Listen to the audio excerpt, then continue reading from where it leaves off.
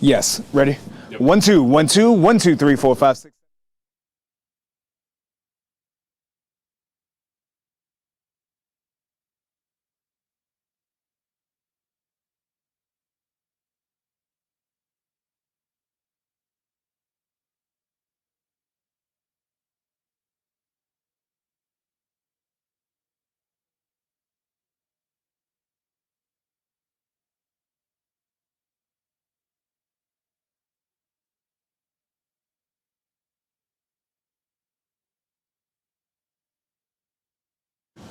One, two, three, 1 2 3. This works? Okay.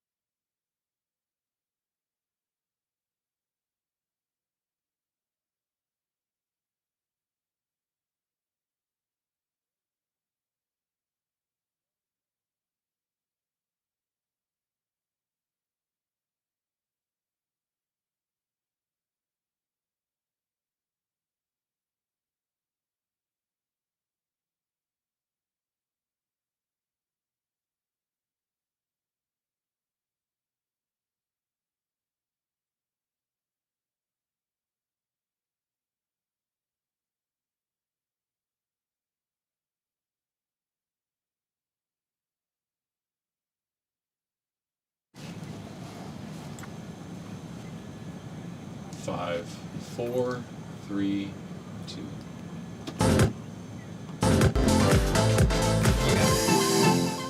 Welcome to Fox 5's Do You Like It or Not? In for producer Chris, I'm your host, Chad Ricardo. Joining me now, Sylvia and Pofe in the building, back again. How are you today? I'm doing amazing. How are you? I'm doing fantastic. We've got an outstanding and amazing show here today. I'm excited that you're here, but we also want for all of the people at home to come join us as well, particularly in our Zoom room. Now, of course, you can join us and watch on YouTube with the comments, on TikTok as well, but the Zoom room is the place to be. The QR code is going to be there. Don't only watch the show, get involved in the conversation. We've got individuals in the Zoom room right now. We've got Melissa, we got Freddie, we got Christina. That's only a few of more that are going to be out there. We'll be hearing from them in just a second. A ton to talk about today, Sil. I'm excited. A ton. I'm so ready for it. We're going to begin with relationships, shall we? Of course we are. All right. Now, what ultimately defines success in a relationship? Now, you might be thinking to yourself that this is going to be about finance. It's going to be about future plans, maybe even thermostat settings. But according to research, Sil,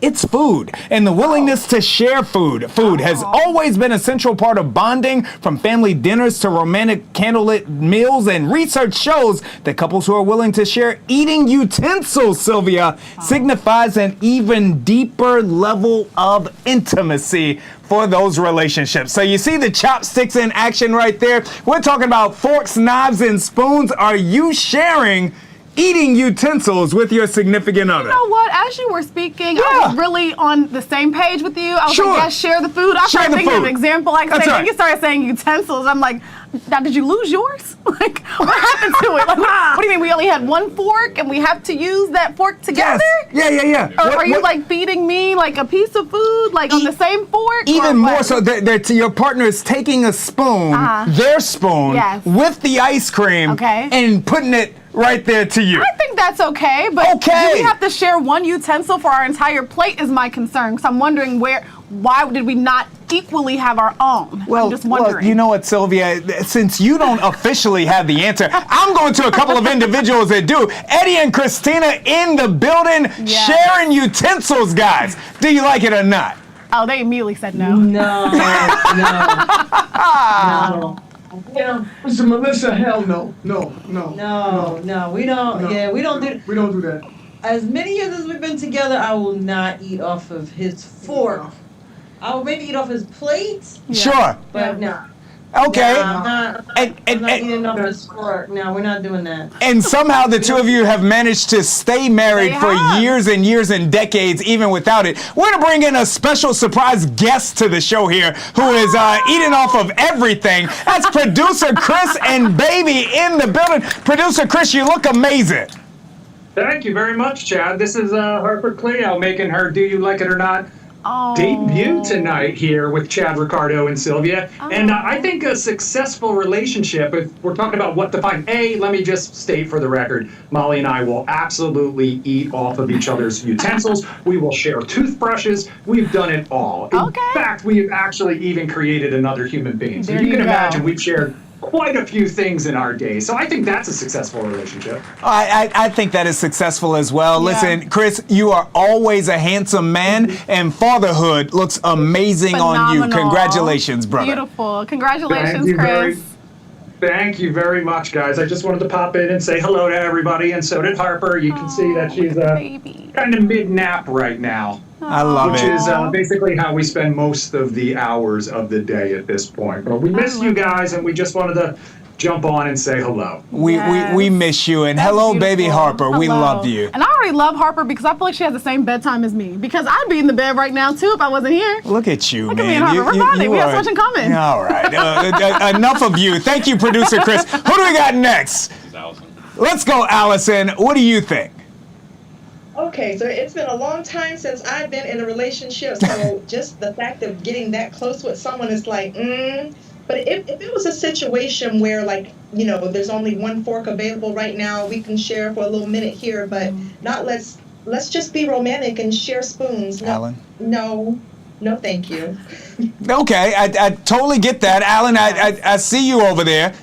David, what do you got? David's eating right now. I think this is a low standard to consider, like a marriage or an intimate relationship, any kind, just sharing utensils, man, that should happen on the first date. Way to dive in there, David. Melissa. This is PG-13 TV, so I can't really get nasty with it, but... Wait, Melissa, we're streaming right now. Everything else, if you're going to be eating everything else... Holy smokes. That's the reason why we should not be sharing utensils. If you're going to be eating everything from me or off of me, I don't see why it's nasty if you eat from my utensils. Let me just tell you something. I saw Melissa and I saw that glass that she had, and as soon as we went to her, I was like, I already knew Melissa was going to give us something. I didn't know what she was going to give us, but I knew she was going to give us something. I'm real raw fitness for a reason. I'm keeping it real. Okay, Melissa. You can eat out of my same utensils. My goodness.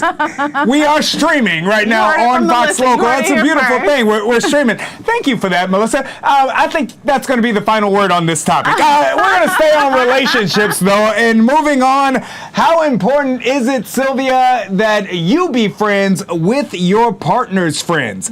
According to research, being friends with your spouse or partner's friend is a gift that directly benefits both partners. It fosters a deep friendship that is not just about casual acquaintances, but is built on mutual support, understanding, and respect. This type of friendship is crucial for the health and longevity of marriages and relationships as a total. Sylvia, is it important, or how important is it to be friends with your partner's friends? I think it's important for us to foster a relationship, be cool with each other, but at the end of the day, your friends are your friends and my friends are my friends. Like, I know their loyalty is 100,000% to you, and my friend's loyalty is 100,000% to me. Now, can we all hang out and vibe and we can still have a good time? Yeah. Yes, 1,000%. I mean, if we make it to the altar, of course, now y'all are witnesses, and now the two of y'all have some type of stake in this situation here. But at the end of the day, those are your people. You know what I mean? And these are my people. But once we come as one, we're riding for each other, you know what I mean? But it's just a little different. So I'm okay with it. I know that you are someone who is outside very frequently, so that's kind of a part of your being. For me, my beautiful, wonderful wife, she's got friends, and for the longest time, I wasn't friends with none of them. Wasn't friends with none of them, didn't talk to none of them, barely said hello to none of them, wasn't a fan of not one of them, and I will tell you, that kind of weighed on our relationship because I wasn't a part of that portion of her life. Just friendly, kind. Hey, how y'all doing? Nothing too crazy. Not talking on the side on the phone call. Who you on the phone with, babe? I'm kicking it with Keisha. Keisha? That my friend Keisha? Right. Hang up. Okay. All right. Eddie and Christina, what do we got? So we agree. I think it's more about we're cordial with each other's friends. Like we get along. Let's say that we get along to an extent. But like you said, they're ride or die for me. My friends, his friends are ride or die for him. So I think over the years, because we've been together for so long, our friends know each other, and so we have like game nights and all that kind of stuff. So we get along. I think that's where it is. Like we get along, but I don't have to be friends. I don't have your phone number. With his friends. I don't need your phone number. They know me. I respect them. They don't have my phone number. I don't have their phone number. We hug. We have fun. We keep it moving. That's it. Yeah, like we have like little healthy boundaries, but everybody knows. Okay, that's your friend. That's my friend. But we can all get along. Okay. That's beautiful. I love that. The key word, boundaries. There are boundaries that exist. Boundaries. Yes. Boundary. Low crossover with boundaries. I like it. Allison. Yeah, I think I agree with what everyone else has said so far. It's good to have some type of rapport. And I think that should pretty much be established somewhat when you first meet the person, because that also tells you about who you're with. Like if you're with somebody that's like Return of the Mac or like the head of the downtown or whatever, I might not want to be with you. These are the boys that you hang out with all the time. So it's like good to know the people ahead of time and know them, but we don't have to be like close. Yeah, I do, Sil. I think that because when you can be friends with your partner's friends, that means that everyone can kind of hang out at the same time. Exactly. And you want that. You want that camaraderie. Everyone should be able to bond together because, I'm not married, but I can imagine being married, having kids. Well, you never even had a boyfriend, Sylvia. I didn't think that we were going there. Okay, we took that a little too far. Got you. Got you. You don't hear me talking about the things that you do off camera. I thought we were being transparent with her. Okay. Melissa, was Melissa getting? Melissa, what do you say? So I have always been friends with anybody who I date or was in a relationship. I'm the life of the party. Drink a cognac with your boys and still go hang out with my girls and do feminine things, but I'm more of a tomboy, so I can revert back to hanging out with the guys because I was always the life of the party. And I never had an issue after we break up or we're not talking anymore to still remain friends. But that comes with maturity, comes with boundaries. I can do either or, but I've always been friends with my significant other's friends. So a quick side conversation to this, kind of to go back to Eddie and Christina, where you all started. Sylvia, you kind of hammered down on this. What's too close? So you want to be friends with your significant other's friends. Where is the line? That's a really good question. I think anything that you would be uncomfortable with on the flip side, your partner doing, is probably something that you should tread lightly on. Like if you were to see that your friend and your wife were out on a, like, you know, at the bar, hanging out, kicking it, you know what I mean? Like they went to lunch, especially because they didn't even invite you. It's different if it was like, hey, y'all, let's go grab some drinks. I want to try this spot out, and maybe you're running late. Okay, I'll get there. But you're just driving by, or location, because you don't even like the location. But you look at someone's location. Like, not y'all down the street at the Chili's having margaritas on a Friday, and I didn't know about it. What's going on there? I agree. I agree. So the moral of the story, guys, is be friends with your significant other, but make sure that you set those boundaries. All right, let's get over to sports, and more specifically, aggression in sports. Taking a look at this is video from the Central Penn Panthers Youth Ice Hockey Club as they announced on Sunday that it is investigating an incident that saw youth hockey players throwing punches during the Hershey Bears Mites on Ice event on Saturday night. Now, in the official statement posted on Facebook, the club announced that it is conducting an internal review after an incident occurred during the Mites on Ice event during the intermission of the Hershey Bears contest. Now, this is an athletic event. Aggression is going to be involved in all of them. Sylvia, this level of aggression, do you like it or not? I do not like this because they are young kids at the end of the day. But of course, I've seen hockey games, and honestly, I saw this on my timeline. I thought these were adults. I was like, what's the big deal? What's going on? But to know that these are kids, I'm like, you know. 8U. Okay, they got to reel that in. That's a little too young. But maybe that means that hockey should maybe not be as violent either, because obviously these kids saw this somewhere else. Sure. And I think maybe they have to change their name now. It can't be the Hershey, whatever they are, Bears, the Hershey Knockers maybe now. Because that's what they're doing on that field. Y'all got to rebrand this. Yeah, give them a little PG-13 Give me Fight Club there. on Ice. I don't know. I think you make a great point here, and that is the fact that to many, fighting is a part of hockey, which is why you didn't see officials coming over to get in to intervene. You didn't see parents coming out of the stands. All-out brawl going down there, and no one got in the middle of it. Allison, your take. Yeah, I do not like violence at all, and kids do this, like we said, because they've seen this. And it's like the world is already very violent. No one stopped it. Of course, they kept going. And if you think about it, if this was basketball, it would have been stopped. If it was football, it would have been stopped. Hockey, you've got people out here with some razor-sharp blades on their feet and some wooden sticks where they could really hurt somebody if they wanted to. Like, this would be... I think this needs to stop. Like, the first hit thrown, it needs to end for kids, adults, and everybody. I happen to agree with that. And now we're going to come over to you, David, and I got two questions for you. Number one, can Sylvia share that spoon? That's the number one question. Can Sylvia share the spoon that you're eating? You don't have to answer that. I don't know where this is going. I would share that spoon with Sylvia. There we go. You can get that spoon, Sylvia. I've never had an issue with sharing a spoon. Like, I can get a spoon, child. Oh, wow. Okay.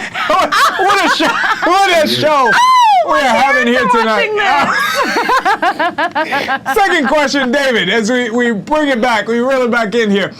That level of aggression in sports, the brawl on the 8U hockey club, like it or not? No, listen, I don't like it, and I can get how people might think it's funny or cute playing off hockey, but actually, the more I see it, the more seriously I take it. I don't think it's funny. one of the hardest lessons you have to teach your children growing up, everyone knows about the birds and the bees is one, but another on the same par is when to fight and under what conditions and who to fight. Wow. And these are tough things to parent and teach. 8 years old, not the time to introduce it, even if it's play, even if it's staged like it is. So I don't like it, and I don't. What I like least about it is I'm imagining my son out there, and someone else thinking, some other kid thinking that they have license. Hold on, Alex. I'm answering a question about you. There we go. Some other kid thinking that they have license to hit or put hands on my sons. Yeah. No, don't like it, and I can understand how people think it's funny. I take it a little more seriously.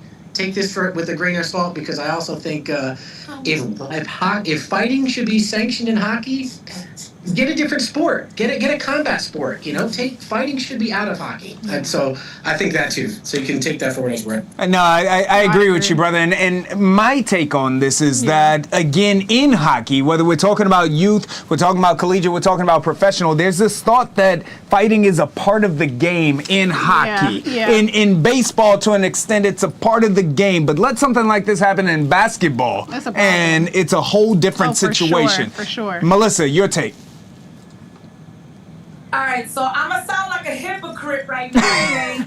I'm a New York Rangers fan, and I go watch them when they come to Capital One Arena. And the only reason why I ever went to go see a live hockey game was because of the fighting. The audience goes crazy.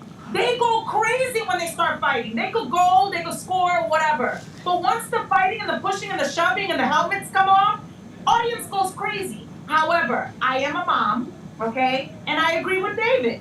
If I see my 8-year-old, 9-year-old, 10-year-old, 14-year-old doing that, I'm sorry. I'm jumping in the ice without skates, and I'm beating some kids' behinds. I'm sorry. I love it. I got a 6-year-old at home. Shout out to Kobe Ricardo. Hey, if you're playing a sport, somebody puts hands on him, I'm over there. That's one of the things that's actually concerning, that no adults were running in there to stop. They were going for a minute. A couple of kids got a couple of swings in, and somebody came back in with reinforcement. Yeah. That's a big concern. I agree. Where were the adults? Christina and Eddie. We actually just went to a New York Rangers game a few weeks ago, right before Christmas, and they had the little mites on ice, and they were so cute. And I think this makes me sad. I don't like that they were fighting, because this is their moment to shine in front of a big audience right there, and then they're just fighting. So I know it's a part of the culture of hockey, but nah, it should be all about having fun. Yeah, I don't like it. Someone get hurt. Other kids jumping in. Someone get kicked in the head with a skate. Your kid's permanently damaged. Then you take the helmets off and they come outside and they grow up with that aggression. Now, you put your hand on my children, man. I'm putting my hands on you. So I don't like it. Absolutely love it. All right. Well, we're going from fighting on the ice, Sylvia, to fighting with your fans. And the question here being, should celebrities always be approachable by their fans? Let's take a look here. This is Hocus Pocus star Thora Birch and her husband, Michael Bennett Adler. They got into a heated argument on the street after a man allegedly got a little too aggressive in his quest for her autograph. Now, on January the 12th, TMZ shared a 2-part video of the Hocus Pocus star, now 43, and her husband, 48, involved in a shouting match with an unknown man after the man allegedly tore up photos that he was trying to get the Hocus Pocus star to sign. So Sylvia, we are here. We know that when you're out in these streets, people are approaching you, asking you for autographs all the time. Other anchors and reporters in this building get the same treatment. So is it incumbent of you all to always be open to fans? I think it's important for people who make a living off of fans and support to always be open to fans, to say hello to them, to sign things, whatever that may look like. But I also think it's important for fans to have boundaries and recognize that these are just people. I mean, to get into a yelling match, to invade someone's personal space, there used to be a thing called personal space. I don't know if everybody knew that growing up, but you don't approach people that are strangers in a certain way. Just because you've seen them in movies and TV shows, that's not your homie. That's not your friend. Be respectful. Be mindful. I have a take on this, right? When I'm out in public, I think that anyone that has ever see me in this building or anywhere else, I will always, 100 out of 100 times, I will always stop to take a picture. If anyone asks for an autograph, I'll do that, because spending time with the people means a ton to me. Sure. Being one with the community means a ton to me. What I do ask, though, what I do ask respectfully is that if I'm out with my wife, if I'm out with my wife and my son, we make sure that we keep that quick, because that time, I'm not Chad Ricardo from the television. I'm husband and I'm father in that moment. So then I ask that we keep it quick in that moment. Eddie and Christina, you all thoughts?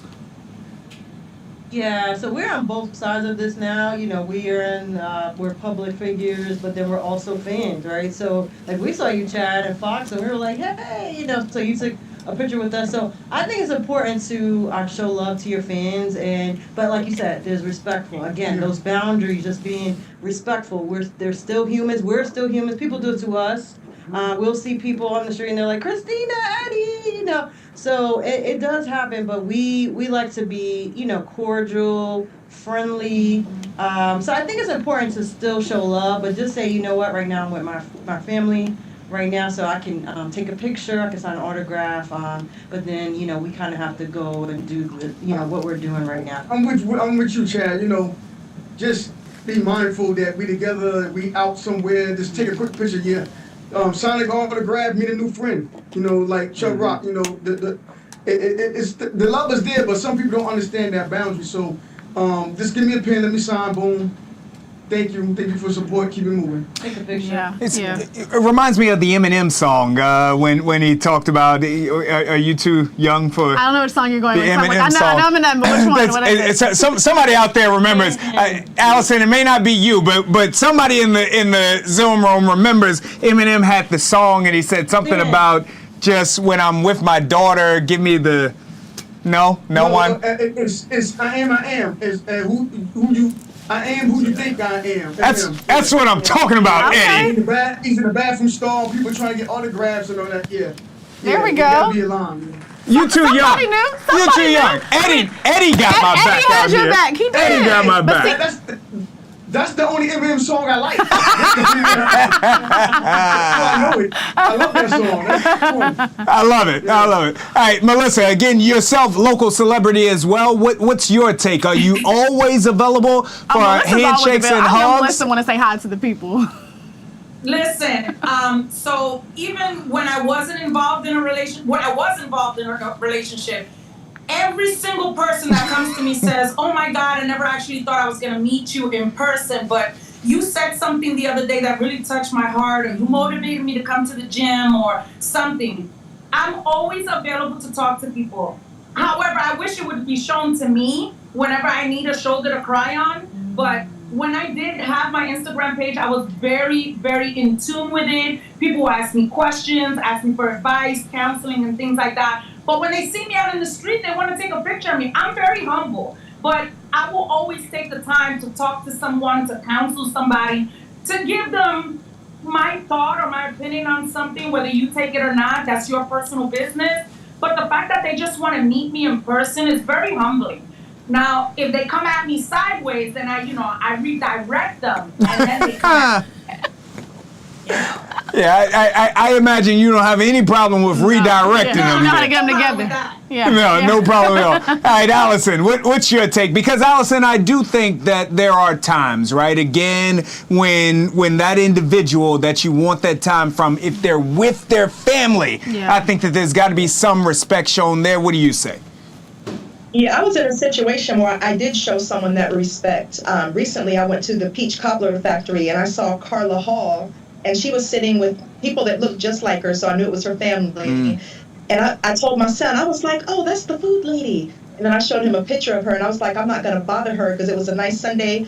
But then when other people came in and recognized her and they asked for a picture, she was very approachable. And then I kindly said, okay, maybe I can ask her now. She was very nice, and I did take a picture with her. But when people are with their family, I don't bother them. You don't want to bother them at that time. Give people their space and their time. No, 100%. And I think that that's what it's all about. Anybody who has the opportunity to have a platform, we are nothing without the individuals that support us. Yes. It is incumbent upon us to give back to the people. I completely agree. Yeah, 100%. All right, moving on. We're going to end this with relationships just like we started. Sylvia, look, that's what makes this very, very fun. And this question right here, it's a good one for you. When is the right time to hard launch a relationship here?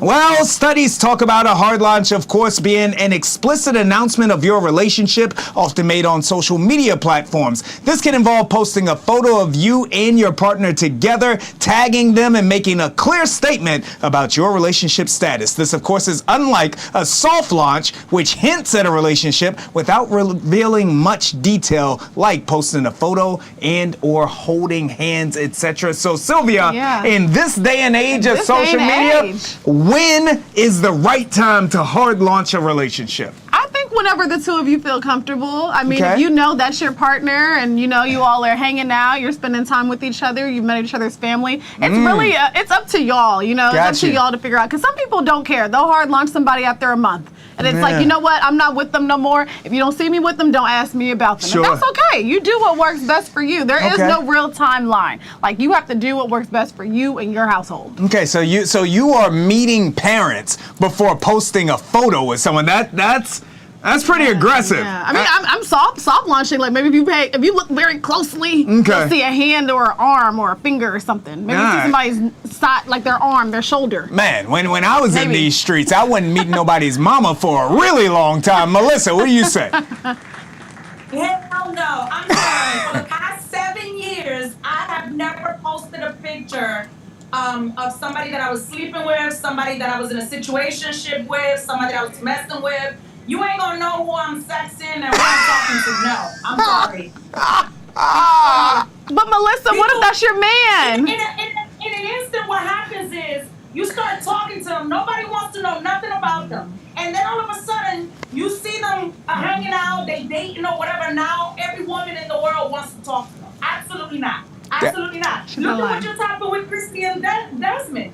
They were posting everything together, and all of a sudden they gotta bring everything down, and now they blaming it on religion. No, I'm not posting nobody that I'm getting with. Sorry. Yeah, Melissa, that's so hurtful. You brought up Christy and Desmond, girl. We still recovering from that news, child. I don't even know who the hell that is. You don't even know who it is. I don't even know who. I have to do a video about that because people are going off about because of their religion that this and this happened or whatever. And I was once a Jehovah's Witness, an active Jehovah's Witness, and I have to set the record straight, respectfully, of course. But this is the reason why I do not post anybody that I'm sexing, talking. No.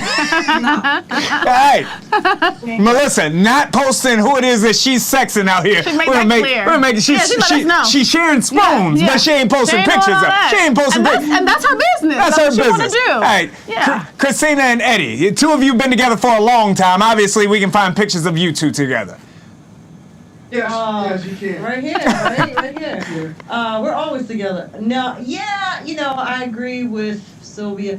I would say, give it some time. Like, make sure you definitely, are sure you're gonna be with it. Because one thing I noticed too, and I'm sad about Christy and Desmond too. But one thing, people like TMZ, they will watch and see when you stop posting someone or when you take their pictures down. So people are really hawking that stuff. So. I say wait till it's official.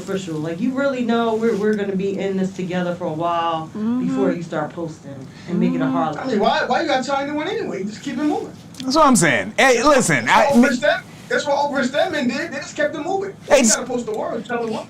They just kept it going. Me and my wife, so on social media, I tag my wife in my header and in my profile, you know what I mean? So you can always see who my wife is, but I don't share those intimate moments with my wife much on social media. And that's totally fine.